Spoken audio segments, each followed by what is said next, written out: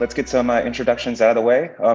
Thanks everybody for joining. We're going to talk about Texas today. Texas has one of the more difficult lien laws and notice requirements in the country.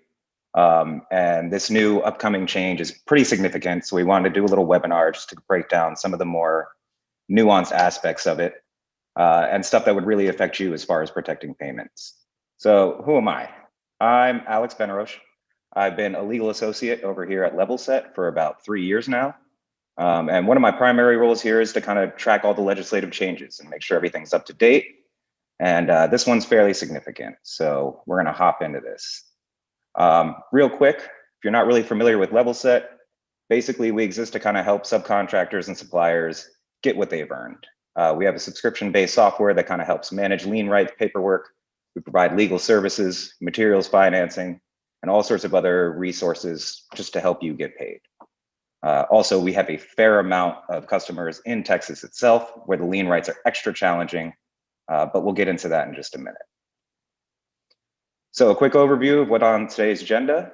We're gonna do a brief overview of Texas lien rights in general and why they matter to you. Then we're gonna go over a breakdown of all the changes that are coming up in 2022. And then some tips on how to properly manage those changes to keep your payments protected. And then some time at the end to answer any questions you have. So what are your lien rights in Texas? If you're not really too familiar with the lien rights process, it's basically the best form of leverage for subcontractors and suppliers to get paid. The payment structure on construction projects are pretty difficult, a lot of money changing hands, and it's hard to get it at the bottom of the barrel. And like I said, Texas is difficult. There's even court opinions that's regarding Texas laws that say they have been construed and misconstrued over the past 165 years, and they're not really a model of clarity. And that is particularly true when it comes to these notice requirements. So what do I mean by notice requirements? Texas is one of the few states that has recurring monthly notices. You need to send one for every single month you work in order to protect your lien rights for the work you performed in that month. Sometimes you need to send it to the owner. Sometimes you need to send it to the prime contractor and the owner. It all depends on the project type and your role on that project. And beyond lien rights in general, monthly notices do more than that. They really kind of show all the project stakeholders that you're professional, you understand the industry and your rights, and you really expect to be paid. Take concrete related products, for example. Before they joined us and before they started sending notices, they had to wait up to 127 days for payments. None of their customers would respond to their calls, and their cash flow was just never really steady. After they started Texas monthly notices, their average DSO dramatically decreased. They got paid on time. They never had to work week to week. It essentially puts all of your invoices at the top of a priority pile to get paid first. So how are these changing? One very important thing to note before we dive into these changes is that these laws go into effect for all original contracts entered into after January 1st, 2022. So there's a weird transition period, especially for your lower tier subcontractors and suppliers, not knowing which laws apply, which ones don't. So with every change, I have a little practice point to kind of help you err on the side of caution to make sure you're getting your payment protected. So first and foremost, we have the lien protections are expanding. Currently, design professionals need to have a direct written contract with the property owner in order to have lien rights. That is no longer the case. The words written, the direct contract have been struck from the statutes. So much more design professionals such as engineers, architects, surveyors will have the ability to file a lien if they don't get paid. The second major change is specially fabricated material suppliers. Generally now, in order to secure your lien rights for materials that are fabricated but not necessarily delivered to the project or incorporated in the project, needed to send a specific notice on the 15th day of the second month the order was accepted in order to protect those. That is gone as well. Specially fabricated material suppliers are generally going to be treated as regular material suppliers. Even the new deadlines and foreclosure deadlines have that kind of baked into the process where it's either based on your last day of furnishing or based on the last date the materials would have been delivered but were not. So first practice tip on this one is specially fabricated material suppliers should probably go ahead and keep sending those notices for a little while just to make sure you're protected. Because again, if you're lower on the project chain, you don't know when the original contract was signed, you don't know when the project started, better to err on the side of caution. All right, so the next big change here we got is the service methods.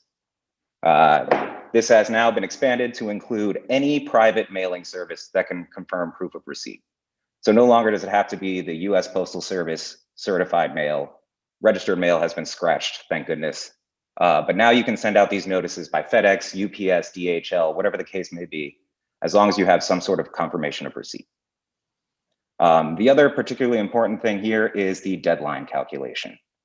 Under current case law, Texas, if your deadline for a notice or a filing or a foreclosure action falls on a Sunday, a Saturday, a Sunday, or a holiday, you have to file or take action on the previous day, on the business day prior to that. With these new changes, now the deadline is pushed in the other direction, which kind of aligns with Texas rules of Civil Procedure Rule 4 anyways, where it says if it falls on such a day, it gets pushed to the next business day. But again, practice tip here, err on the side of caution for now. A, just keep sending your notices by certified mail for now.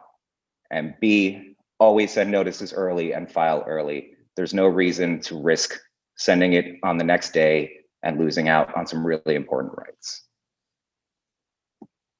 All right, the next big change here is liens for retainage specifically.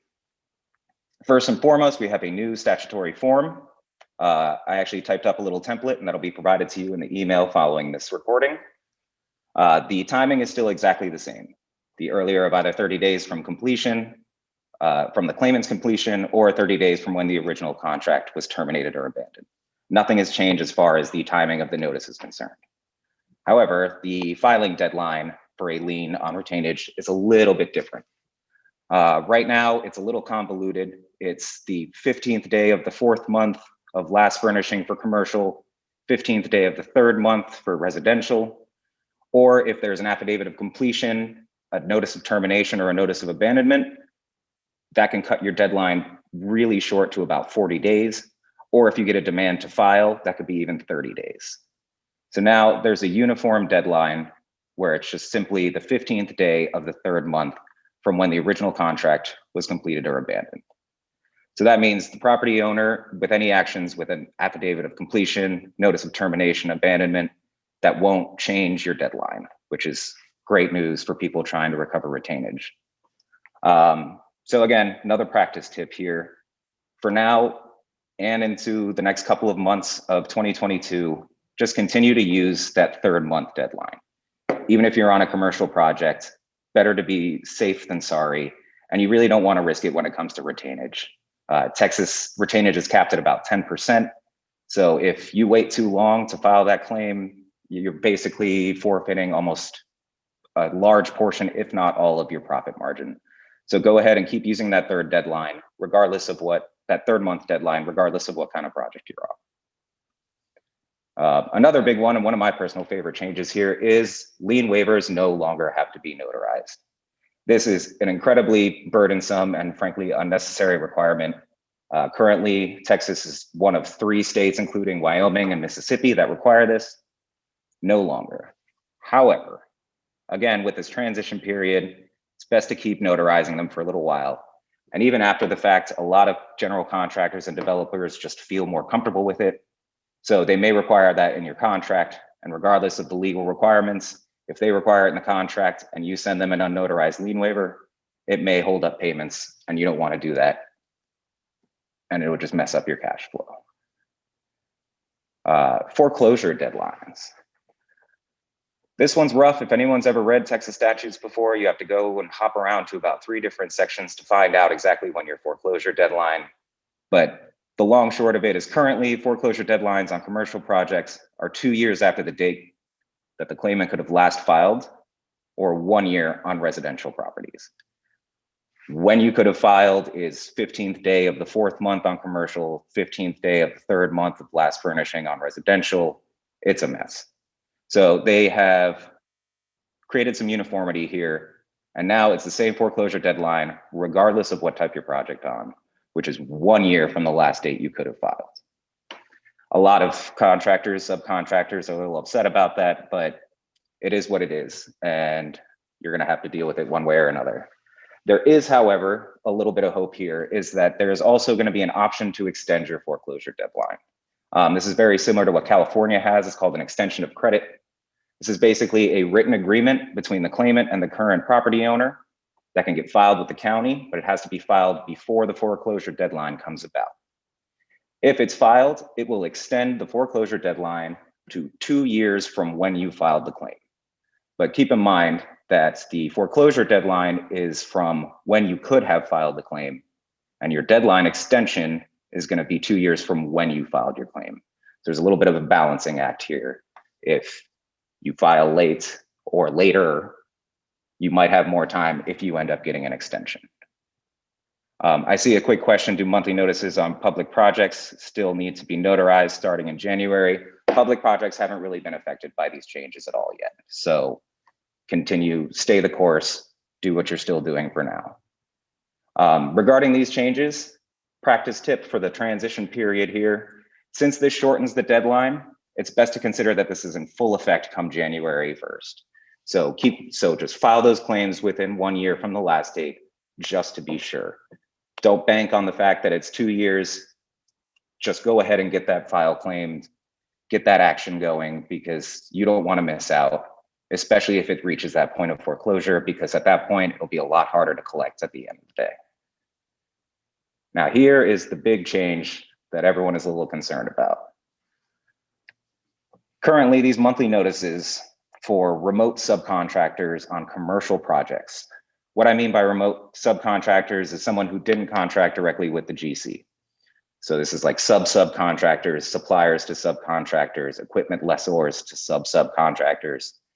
Currently, they need to send a 2-month notice to the GC after every month they worked, and a 3rd month notice to the owner and the GC for every month they worked. And that's a lot of deadline to keep track of. What these changes did is there's basically no longer a tier distinction. All subcontractors, suppliers, anyone besides the prime contractor are only going to be required to send their 3rd month notice. I know a lot of people are upset about this one, especially concerned about their cash flow when they don't get their notices in on the 2nd month as opposed to the 3rd month. That's an extra month waiting on money. So honestly, there's nothing preventing people from sending these notices early. So you can go ahead and just keep sending that 2nd month notice for a while. You don't want to miss a month. You don't want to skip a month, because that could really affect your bottom line. So the practice tip here, especially during that transition period. Oh, and I forgot to mention, there's also a statutory form now. So there's no guesswork involved in setting these up. They have a form, you fill it out, send it out, nice and easy. So the practice tip for right now and for the upcoming future is just keep sending those 2nd and 3rd month notices the same way. It's near impossible. These requirements specifically are for lower tier individuals on the contracting chain. You may not even know who the owner is, when the project started.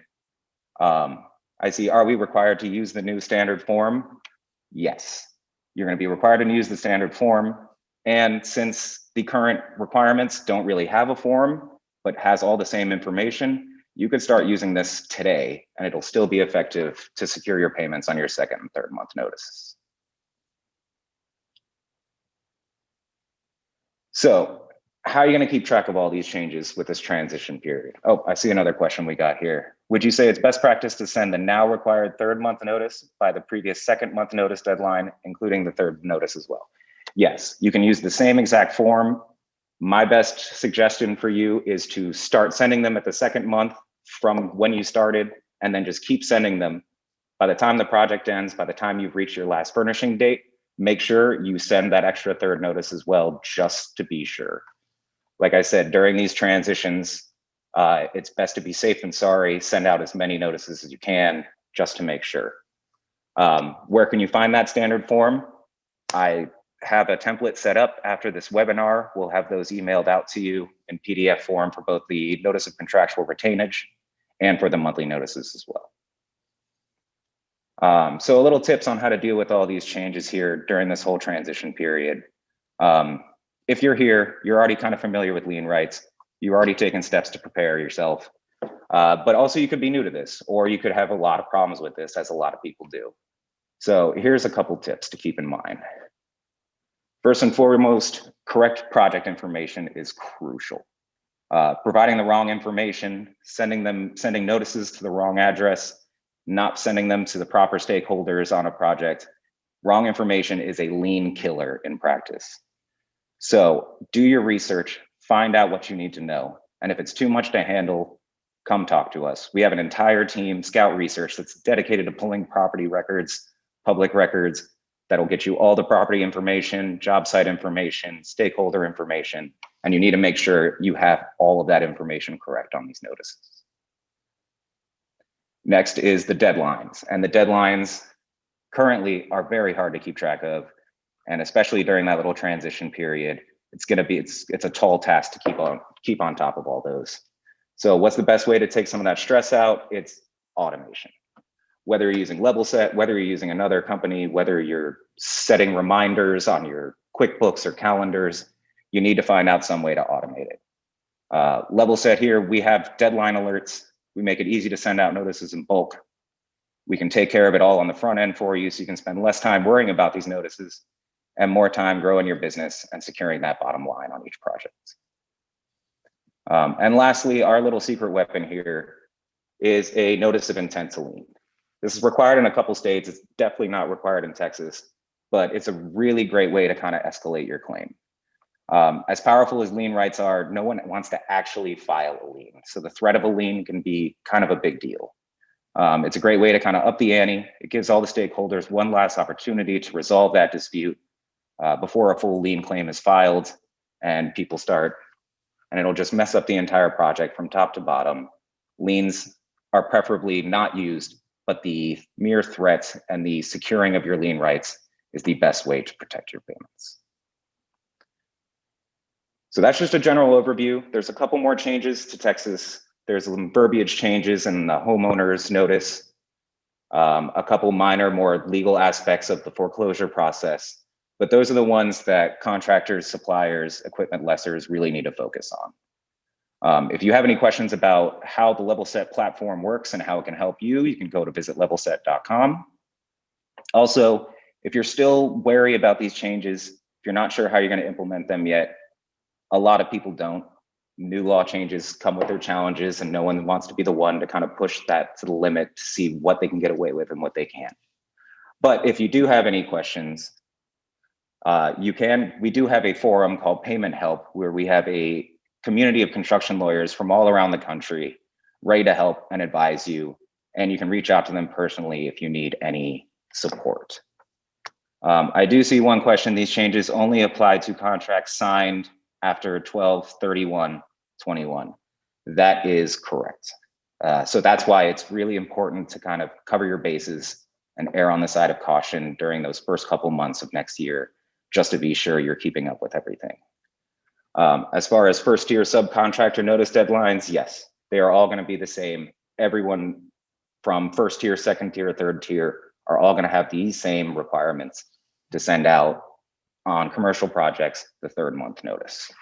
And I see another question here. It's the contract between the prime owner, the prime contractor, and the owner is the date that matters, which is why that transitory period is really going to be difficult, and you need to be better safe than sorry. Unless you specifically know when that contract was signed, err on the side of caution, try and do things as you normally did, and any deadlines that you come into that have been shortened by these new changes, go ahead with the shorter date as opposed to the long date, just to make sure you're ready to go. Thank you everybody for joining us. I really appreciate you taking your time out of your day to come listen to me talk. And again, like I said, if you have any other questions, whether it's on the platform, whether any of the legal aspects of this, just stop by and fire away. We're here to help you really get paid what you've earned. So thanks again.